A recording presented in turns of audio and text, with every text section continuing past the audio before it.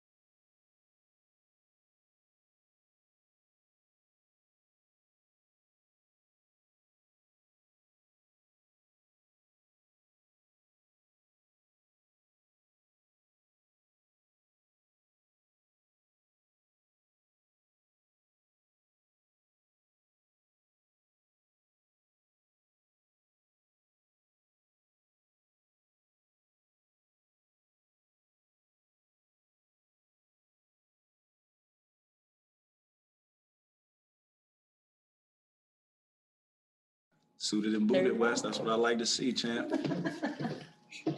Anything for you, champ. I bring my A game. Yeah, appreciate it. All right, we'll start us off. Yeah, Vic, what did you see as the difference down the stretch tonight? I feel like down the stretch, we just didn't necessarily make plays or get stops when we needed to. I think we put them on the line a little too much down the stretch as well, but I had to go back and look at the film and really watch it and see what we could have done better. But there's some things, credit them, they did what they needed to get a row in, but I think there's some little things that we could have been better at to help prevent what the conclusion was of that game. So we just got to keep getting better. Pat. Victor, it seemed like all facets of your game were working pretty well. How did you feel personally, and how would you assess your health as a whole? I'm getting better. At the end of the day, I'm just building. There's still a whole nother level I can go to. There's still room to improve. So I just got to continue to stay focused and keep getting better night in and night out, every single day, every time I step on the floor or in the practice facility, just focus on getting better. Everything else will take care of itself. It's really easy when you got great teammates, you got great players setting screens for you, guys finding you, guys getting open, guys flying around playing defense like my teammates do. It makes the job that much easier. So without them, I can't be successful. So definitely thank you to them and all they've done. And just in general, just being there for me during this whole time period, during the ups and the downs, are just great men in this locker room. So I'm fortunate and thankful I get to play with them. Yeah, Vic, you were getting to the rim early and often tonight. Are you feeling more of a burst when you're attacking the basket than you have been?